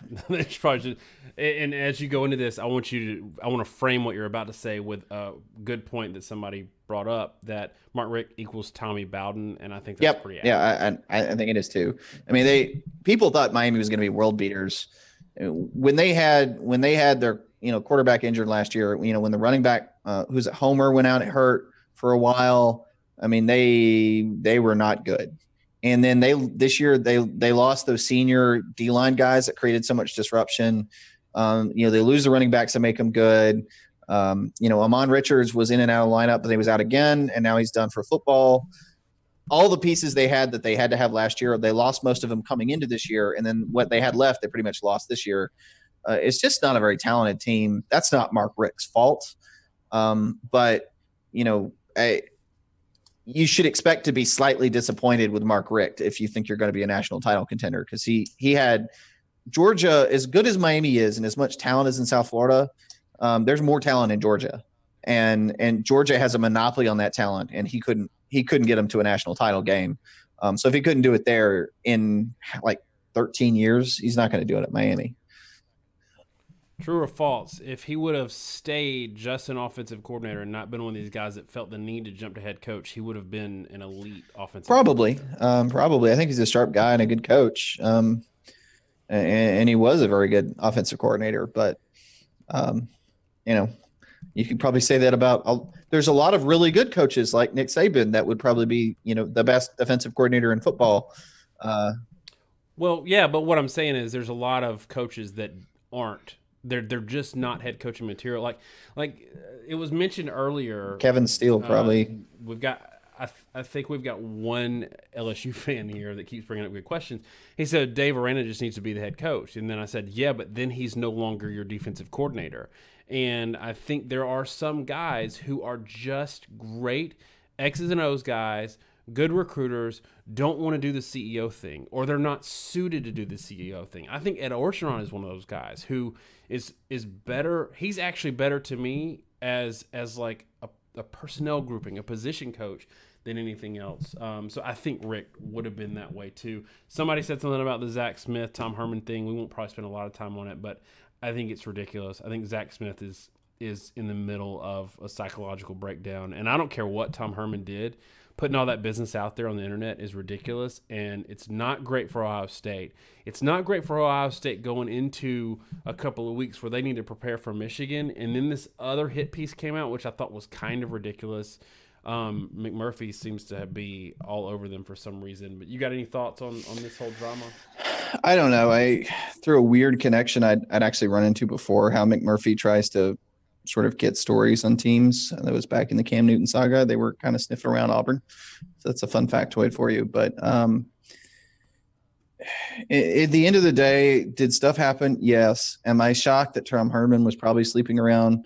No. It's very common for coaches. It's very common with these guys are all multi-millionaires. They have massive egos. Is it a good thing? Do I approve of it? No. Am I surprised? Absolutely not. But yeah, I mean, this whole Zach Smith mess, he said a lot of stuff he couldn't substantiate. He's posted this whole text message up with nothing but him supposedly talking to Tom Herman, which even if you believed it was true, he was the one saying everything in the text message. It's nuts. I think he's probably guilty of, hitting his wife based off what I've heard. I think his wife is probably crazy as well. I think Tom Herman probably has all kinds of personal issues. It's all a mess, but there's no way you can look at this, by the way, and say that Zach Smith was a positive person to keep around that Ohio State program, given how apparently mentally unhinged the guy is. Somebody said that, back to our discussion about head coaches versus coordinators, Brent Venables, not really a head coach.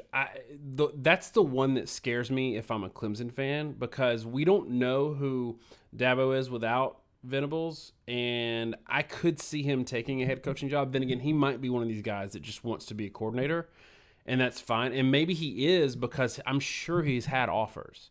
I'm sure he's had offers to be a head coach by now. He is he's probably top. I mean, he's top 3 defensive coordinators in college football. So I'd love to hear your thoughts. So you're saying Brent Venables? Yeah. Yeah. I don't know. I mean, I think he's probably not. Will Muschamp. Will Muschamp's a phenomenal example. A buddy of mine was actually like a manager for Will Muschamp, or not, actually wasn't a manager for Will Muschamp. I'll take a step back, especially so we don't get him in trouble. But he kind of was a clipboard holder, we'll say, for a football team where Will Muschamp was a coach.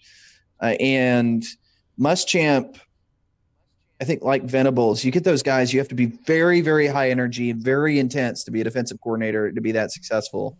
And that doesn't translate very well to being a head coach, because you're not managing players, you're managing coaches. And the way you get a defensive lineman to play well is to get in his face, scream at him, bash your head against his and get him to go back in there. You can't do that with a 40-year-old man with a large ego. Who's supposed to be running your offense. And you end up meddling with it. You end up pissing them off. Muschamp, I've seen a video of him punching his hand through a dry erase board in a team meeting. That stuff does not really go over well with your assistant coaches. I think Venables is a lot more even keeled than that, but by his own admission, he's super hyper, super ADD. And head coaches have to be very OCD, extremely focused, very routine oriented, because it's all about head coaches. It's about planning meetings. It's about planning practice schedules, training schedules, the training days. I brought this up earlier in the year. I was watching one of those episodes about Alabama that ESPN did, and they have just shelves of binders of game plans for every team they're going to play, but also practice schedules for every team. Like, they've mapped out what drills they're going to run for every game, like months in advance. And then they have rehearsals for the drills with the assistant coaches, so that they can go to the meetings and teach the players the drills in team meetings, so that when they get on the practice field, the players already know the drills and they don't have to waste 5 minutes explaining the drill, so they can get every single ounce of time possible. That's the crazy crap that makes Nick Saban. And that's the stuff that, a guy like Brent Venables is not going to be very much into, as intense and ADD as he is. Just a personality thing. Somebody asked, why do Notre Dame fans think they could actually hang with Clemson or Alabama? And I don't think that's fair. I mean, it's a fair question, but I think there's this whole thing where you're in groupings, and we talk about tiers of teams. If you're a fan of a blue blood that's used to winning, and we're going to see this with Nebraska in a couple of years, I think, given their trajectory, there is something to be said about being in the discussion throughout a season, whether you win it or not. Being in the playoffs, think about it like the NCAA tournament in basketball. You see these guys getting in as a 10 seed, as an at-large bid, and they go nuts. They go crazy. And they know they're probably not going to win. Their fans know they're not going to win at all. Like, they know that. But they also know that you can't win it if you're not there. And being part of the discussion, seeing your team discussed next to the playoff grid every week and for a month in the postseason before you even play, that's fun. And that's why we do this. That's the whole thing is fun. It's not just Alabama and then that's it. Maybe it is Alabama this year, but they still got to have fun along the way. What do you think? Yeah. And I think everybody's frustration with Alabama is it's kind of usually in college football, most every year for forever, you get to this point in the season, you're like, all right, who's going to win this game and this game? And if this happens, this team might be in. And if this happens, this team might be in. And, you got West Virginia looking like they're going to make the playoff in Missouri. And, oh, gosh, they both lose. And now 2 lost LSU's in. And Alabama's sort of taking that excitement out of it. And I think it's easy to miss that it's a big deal, for these fans of teams to come up and maybe resurrect, should be really good. More specifically with Notre Dame this year, I think Notre Dame is going to be good enough to play in those games and be respectable. Right now, do I think they win? Frankly, not. We haven't really previewed them in more detail. That says more about how good Alabama is. I'm not 100% sold that Notre Dame Clemson is an absolute blowout for Clemson. I'm just not. And I'm not sure, what that gap is or isn't. Notre Dame plays a lot of ACC teams, but they only have 3 common opponents with Clemson, and they've actually pretty much acquitted themselves against those 3. So, they may be – it wouldn't shock me if Notre Dame beats Clemson, frankly. And I think some people sort of underestimate that because of how high we put Alabama on a pedestal. But what I think is also unrealistic is – or maybe unfair – how much of a good season Kentucky's having, right? How many of these teams are having great seasons and they're really excited and they had a shot to do something really good. Kentucky may end up the year 9-3 in a really good bowl game for the first time in a long time. And that's really exciting for the program. It's really just, I don't know if it's the playoffs that did this, but we're so obsessed now with beating Bama and winning the national title. We've forgotten or we don't care anymore that it's a really big deal to make a BCS bowl, and that's a huge accomplishment, and it's like nobody cares. Yeah, that's a good point, because I was thinking about this earlier in the week. I feel like, and I think you're absolutely right, I feel like the playoffs has turned college football into, if you're not in the playoff discussion, it's over, and it's really watered. The big one for me that it's watered down is the Rose Bowl, because think about how many great Rose Bowls we had that we remember, and how many we remember. Like, do we remember an awesome Penn State and USC one a couple years ago? We don't really remember that game. We don't see the Rose Bowl as this great thing. We see it as, okay, we're in the Rose Bowl because we didn't make the playoffs. And I know it used to kind of be that way with the BCS, but I think the playoffs has amplified that downside. Yeah. Yeah. No, I kind of agree with that. Somebody asked about Michigan's defense, if they're good.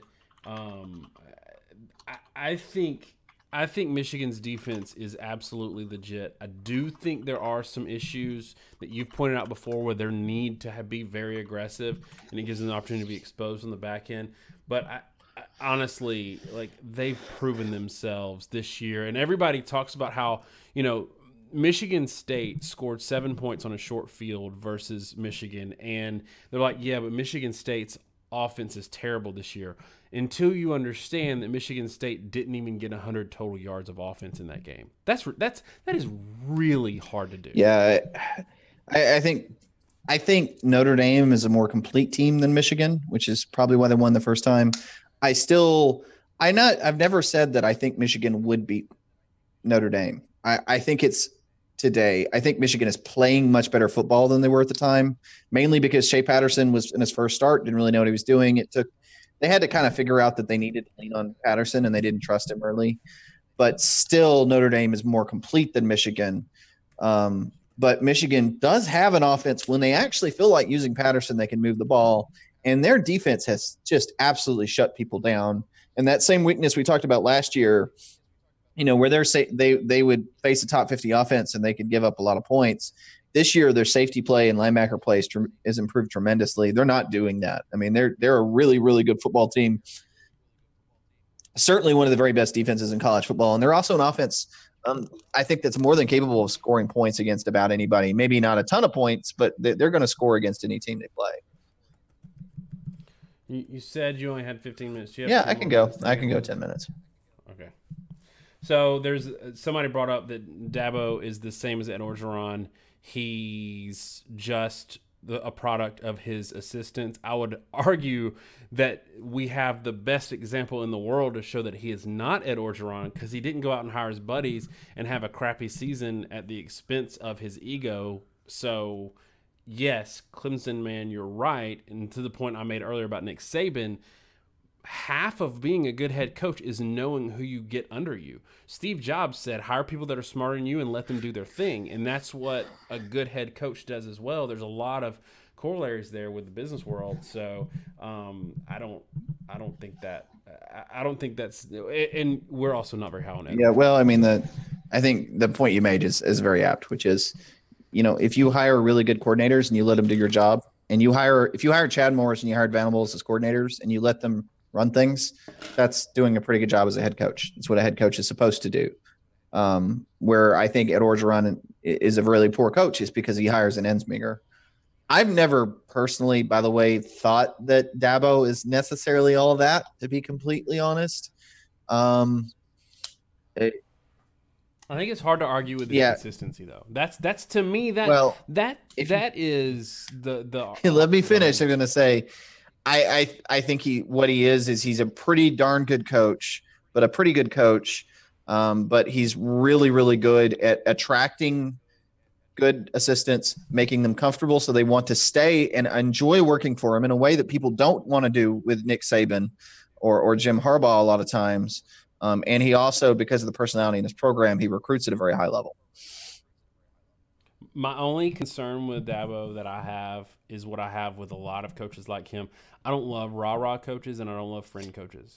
Like I like guys that are a little bit of a hard ass, and because I always think there's that opportunity to lose the team.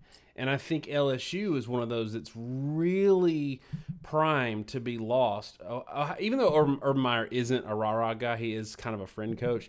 I think he's kind of lost that team. And I think LSU, that thing can unravel. When you build everything up on emotion, like you saw Ed Orgeron walking in the stadium in the Alabama game, it was just like, oh, screaming and fire. When things don't start not going your way and you're playing to an emotion and not to a certain, not to sound like Nick Saban, but a certain standard, I think there's an opportunity there to really kind of lose it if things No, aren't going your way. and I know you're saying this because it's my opinion. My thing with coaches like Dabo is they do really, really well when the team's doing good, and they can do really poorly when they don't, and then they can lose a team, and that's hard to get back. Dabo has been successful because he attracted Deshaun Watson, and he went out and recruited and got Trevor Lawrence to replace him. So he's ensured that he stays successful.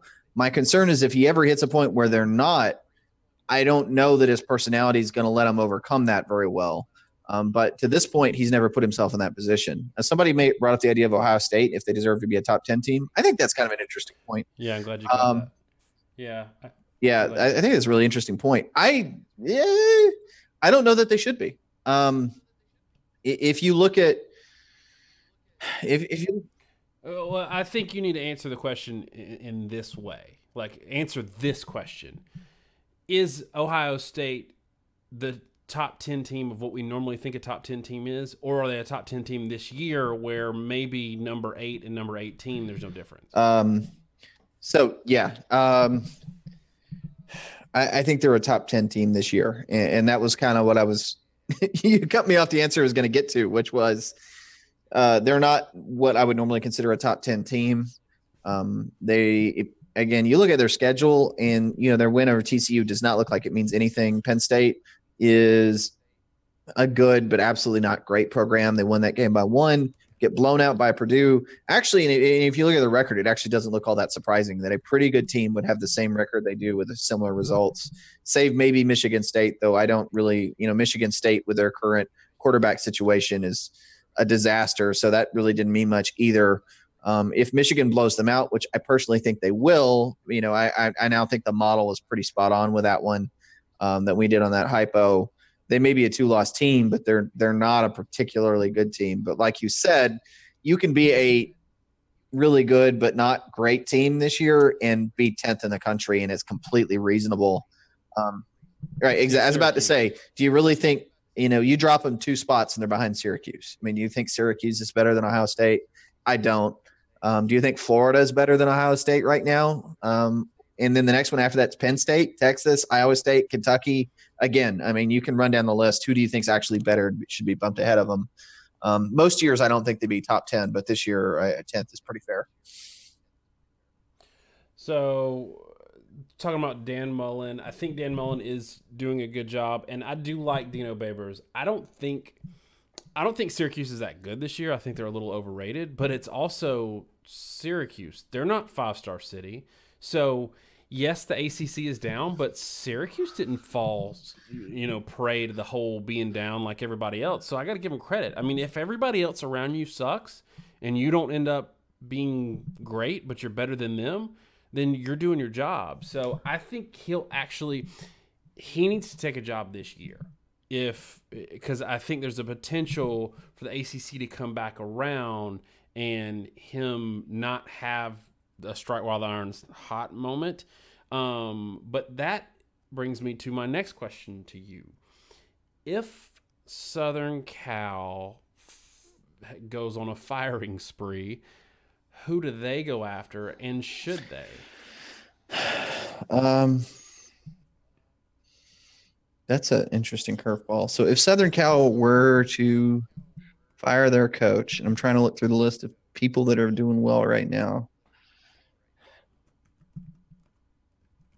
I'm surprised, if the rumors are right, I'm surprised Brom jumped on Louisville that fast. I think Brom was the best coach out there. Well, realize that with Brom being the former quarterback from Louisville, and I heard this discussion today from someone that he's a homebody. Like he really doesn't like moving from job to job, and he wants to settle down. And he grew up in the area around Louisville, and that's where he's always wanted to live. He kind of hated even having to leave to Purdue. So this was kind of the one job he would have left for, and he'll probably never leave that Louisville job. So it was kind of a unique thing. He might have even – I don't know that he turned USC down for any amount of money, but he would have preferred Louisville over it. And I think – I don't know that they have – I think there's a little bit of argument to be made that they've had some bad luck with injuries this year and probably – I don't know. They should probably stick where they're at for at least another year. And kind of in this discussion, we're seeing there's not a lot of great opportunities to snag a head coach. Yeah, I mean, I'm Googling right now, and I really don't even know. Okay, here's who the heck would you get? I mean, can you give me some suggestions of names? I can't even think of anybody that I'd want to suggest. So, got Iowa State. Oh yeah, Matt Campbell. Campbell would be a good one. It's kind of fizzled out a little bit, but he's still a big name. I think somebody's going to go after Dino Babers this year. I think they will. I think whoever, but see, now you're going to be competing with Florida State because they're going to fire Willie Taggart. Well, not this year, probably. Not with the payout. I know. For those that don't know, I thought that year when PJ Fleck and Willie Taggart were the next big hot thing, I thought it was the dumbest thing possible. Hugh Jackson. Somebody said Hugh Jackson. Hugh Jackson was. I love him in the NFL. I really don't love him in college. I think he's an NFL guy through and through too. Bill Clark, UAB, is probably going to be up for a job. He's 9-1 right now. Might give A&M a little scare this weekend. I think he definitely would be a name that people would consider. Mike Bobo. I don't know about Bobo. He's been around. I don't think Bobo. He's not splashy enough. They wouldn't go for that. Travis Goff has asked twice about Kenny McIntosh. I think that's it's hard with running backs because 4-star guys, 5-star guys. There's a lot of times where there's just not much difference between the two. I think he's a good get for them. I think Georgia needed some recruiting momentum because they had a couple of guys decommit there in the middle, and Georgia fans were freaking out because it happened right after the LSU loss, and I think they had an off week, so they had to sit with it for a while. But Georgia's going to get theirs. Well, there's a caveat here too with him. We don't completely know the situation with his offer at Georgia. I mean, he's a like just in the top 250. 247 does not have him as a top 250 level player, but there's no doubt that at some level either they revealed it now or he got a firm offer, which I think there's a very good chance that's what actually was about, because a lot of these guys are, they've been offered, quote unquote, but they're not really allowed to commit. It's John Emery, the number one overall running back going to LSU, decommitting from Georgia. They had to fill that slot. I think McIntosh is a good guy, a pretty good prospect. He's not John Emery. He's not the second best guy, which is Trey Sanders, who probably is going to end up at Alabama. So Sanders is ranked ahead of Emery, right? But I think you've got. If I had to pick, I'd have Emery above Sanders. But I'm not. Recruiting isn't necessarily my thing, guys. So I follow it, but I'm not an expert. I just want to give a shout out to Horatio for coming in and being in the chat and not bringing his flamethrower, which he normally does in the videos. So yeah, I will say, Horatio, if you're watching, we appreciate the comments, but tone it down a couple times for us, man. Don't run people out of the building.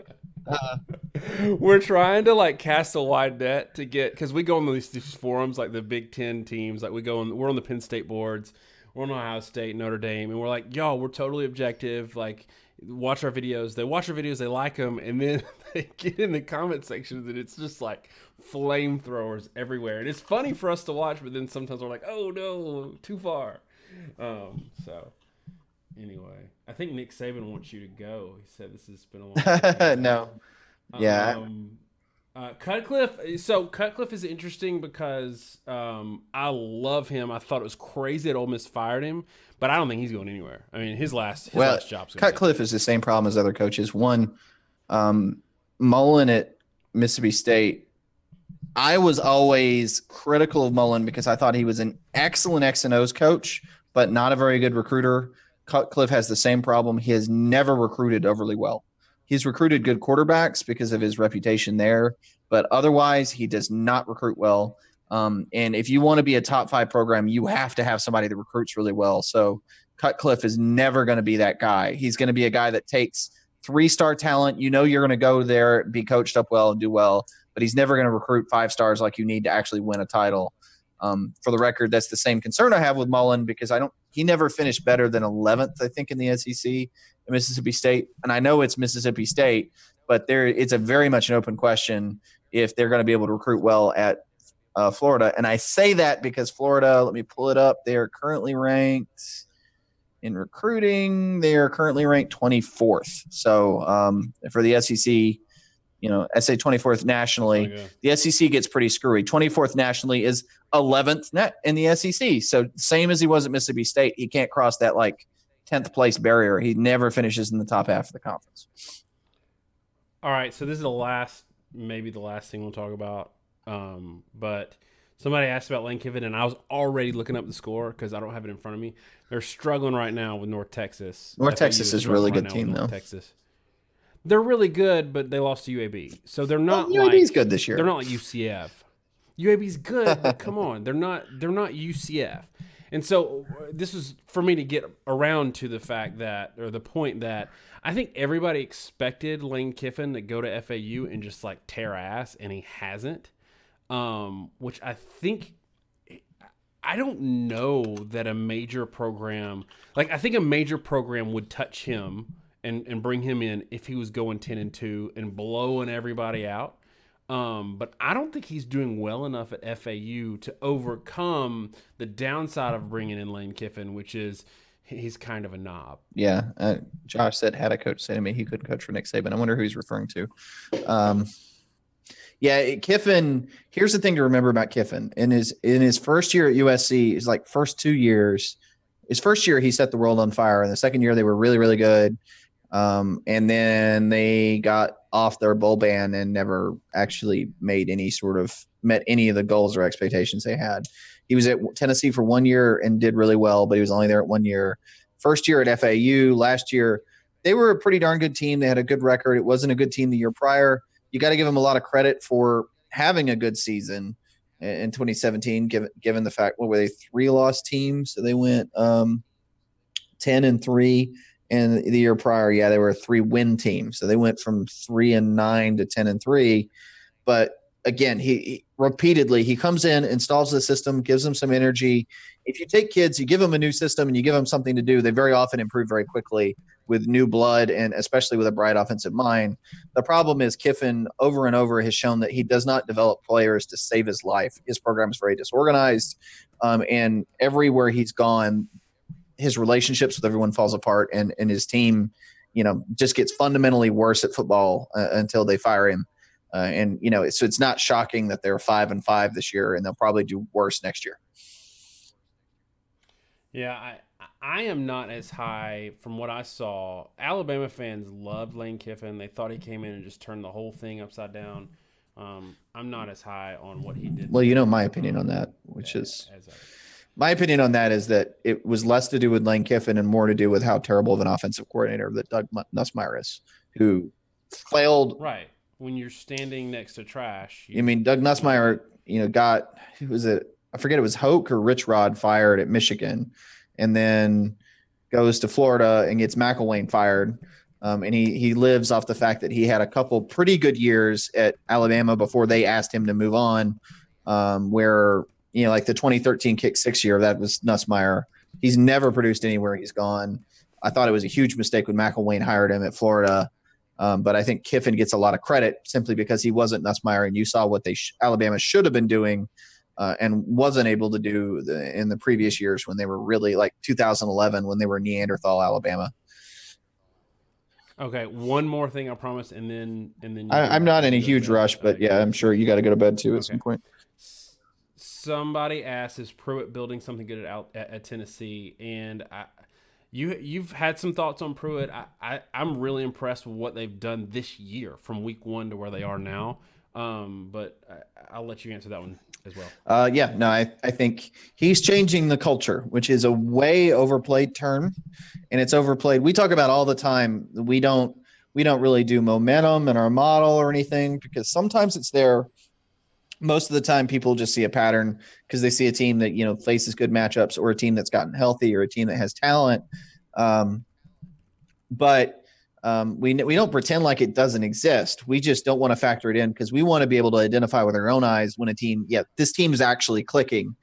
So this is what our model thinks, but they're going to do better than that. Pruitt's case, that team is playing like a real unit. Butch Jones actually recruited some talent. And so that roster looked like it was completely devoid of talent when Pruitt came in. And what you're seeing is, like, the wide out position. They have big physical receivers that can catch. And you're kind of, to me, I just kind of blink and like, where the heck have these guys been? And I still think that the lines on both sides are really spotty. The secondaries is good in some places, not great in others. And a lot of what you're seeing from them is Garantano is a very talented but very inconsistent player. He reminds me, he's a better version of Felipe Franks in a lot of ways to me. And just like Franks, I question if he's ever going to have real consistency, to whether people are going to keep waiting or keep hyping him to be the next guy that turns the corner. I guarantee you next year there's going to be a ton of hype about how Garantano is going to take the next step and be a great quarterback. He's probably not going to meet that expectation, because guys that are inconsistent like this usually don't get over it. But what you're seeing is occasionally when they play well, they can play well. But Pruitt's definitely got them, playing real football like real football players. So they'll be pretty good. But, until and unless they can actually recruit at the level of the other major powers in the SEC, they're not going to do too much better. Though right now it looks like they're probably going to out-recruit Florida. So that may be a little bit of a shift in and of itself. And did Butch Jones just inherit a completely empty cupboard in your? I think he did. Butch Jones, it's kind of funny because I think he inherited a completely empty cupboard. I think he actually got some talent and built that program up a little bit.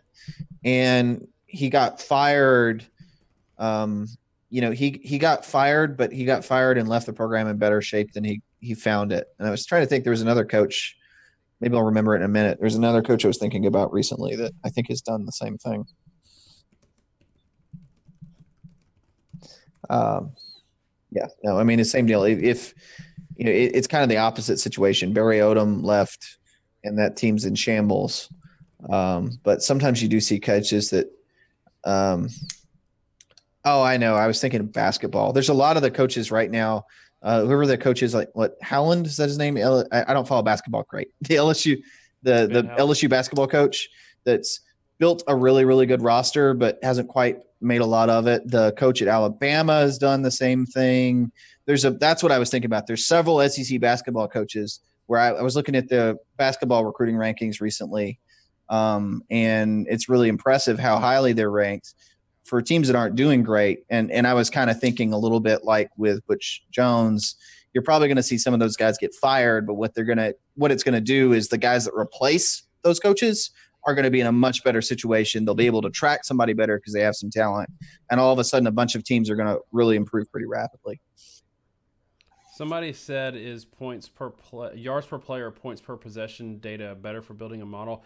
We've just really started this year talking about points per possession on the show, especially just because Alabama's points per possession is such a historical outlier. I wonder if there's enough there to build a model around. You've looked at both sides. I wonder what you think. Yeah, I think you have to do yards per play at least to a large extent because points per possession, there's way too much variability there. It's too hard to track how that works in certain ways. And the reason I say that is when you play a really good team, your yards per play goes up or down, and it's pretty granular, right? You can go from like 3 yards per carry to 7 yards per carry. Points per possession doesn't change a whole lot. And because it doesn't change very much, it's almost like there's too much noise because the difference isn't high enough. I think points per possession is probably a statistic I would like to use a lot more. I will tell you the reason I don't use it or reference it is it's an extremely difficult statistic to find. So if when I use it, I either have to get lucky that someone's calculated it or do it myself by hand, which I don't have time to do. So that's kind of just kind of where it is, I think. All right, I think that's about it for us. It's been almost 2 hours, almost 2 hours, and we went about half an hour longer than we said we would. So, you got anything else for this week going into Cupcake Week? We'll probably try to do a live show, one or two in that gap between SEC championship game and the postseason. But any live thoughts? I think the last thing I'll say, because I've seen several comments on it, is what would I do with the playoff? I'm happy with the 14 playoff. I might consider, I will be honest, I have given some thought that I might be okay with a 16 playoff where the sixth team is maybe you have the Power 5 conference champions in a wild card because it is almost prohibitively hard for a group of 5 team to get in unless they're like years in advance. They have to schedule because you have to schedule 4 or 5 years in advance. You have to go 4 years. You have to go like UCF. Oh, we think we can maybe a national title. We're going to schedule Alabama 3 or 4 years from now and then hope you're actually that good in 3 or 4 years. So it is a little prohibitive. One thing I will say against it, which is I would never go more than 6. It's last year with Alabama, the argument was Alabama doesn't deserve to be in the national title. And I have always held, I agree with that statement. The problem was Ohio State really didn't deserve to be in the national title with 2 losses. One of them was a blowout, and the other loss was to it. Both Ohio State and Alabama had lost to a team playing in the playoff already, Oklahoma and Georgia. There were only 3 teams that deserved to be in the playoff last year. So if you expand it to 6, you need to be aware half the teams in the playoff won't deserve to be there. I think that's pretty rough. I don't love it, but I think that might be a fair trade-off to give the group of 5 a chance. But going to like 8 teams, absolutely not, because most years there are only 2 or 3 teams that really about 3 teams on average that should be there. And I see a lot of people saying they like 8, most of whom probably I think are not fans of the SEC because the SEC's had 2 lately. I mean, like, let me look at it right now. So if we looked at the playoff rankings today and you had – does anybody want to see Washington State in the playoffs this year? Well, if you had the playoffs this year too, I mean, you'd have 3 SEC teams in it, right? So let me see. Week 15 last year. Last year, you would have had Georgia, Alabama, and Auburn would have made the playoff after screwing up at the end of the season. USC would have gotten in. Wisconsin, 2016. We're looking at there. Yeah, I mean, every year, if you look at like 6 through 8, there's a couple of those teams that you would not say need to be in the playoff, and that's why you should never really go beyond 6. Here's my problem with your 6 teams. When you guarantee the Power 5 conference is a slot, you're in the same problem, the same boat you're in with 4 teams and an at-large. Because theoretically, a G5 could get in easier with 4 teams and not having a guaranteed conference winner be any of those 4 teams than fighting the best Power 5 non-conference champion with a G5 resume. Because last year, UCF didn't get in. I mean, how many times has a non-conference champion team gotten in and a G5 team not? So I think you're in the same boat with 6 than you are with. Here's my thing: 6, 8, it doesn't matter. Don't guarantee a conference champion a slot. That's my problem, because I don't want to see like Northwestern somehow beats Michigan this year.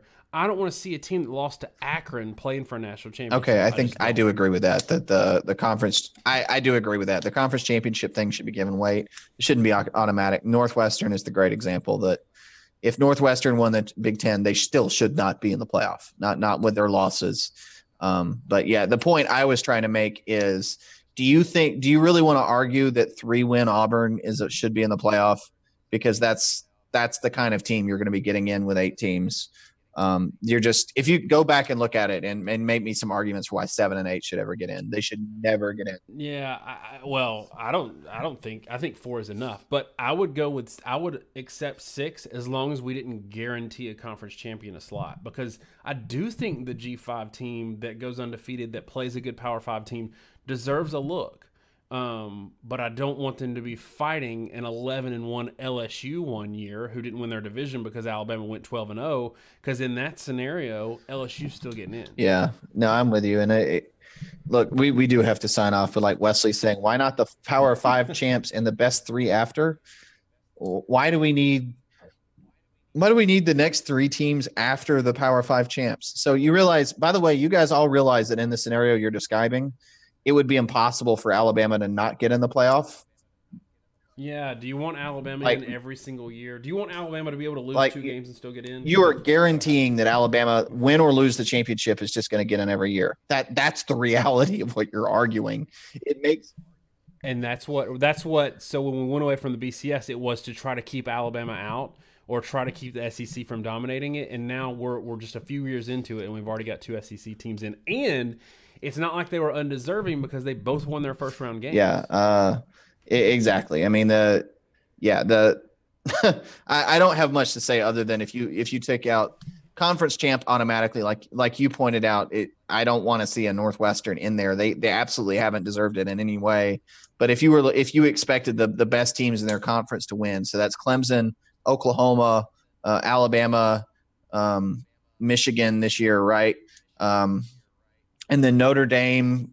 So Clemson, Alabama, Oklahoma. So that's 4. Which one am I leaving out? Pac-12. So that's Washington State.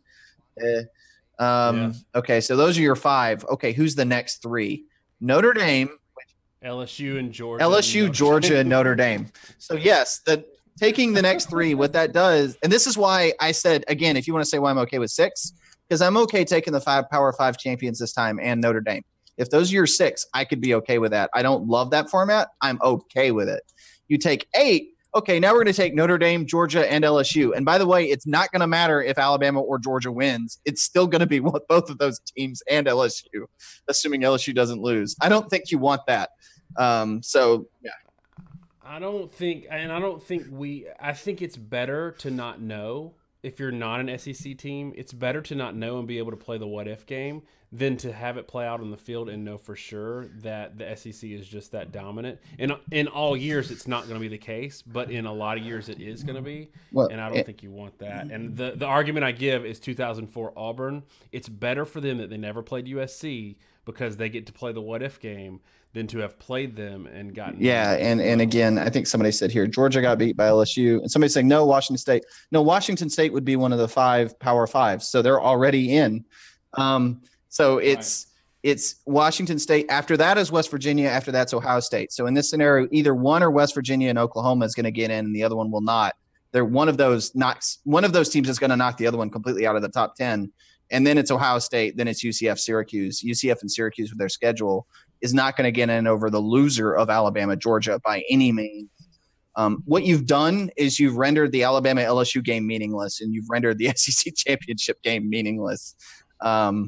I don't think anybody wants that. I don't think you want to see SEC teams you don't want to see a 2-loss LSU get in the playoff.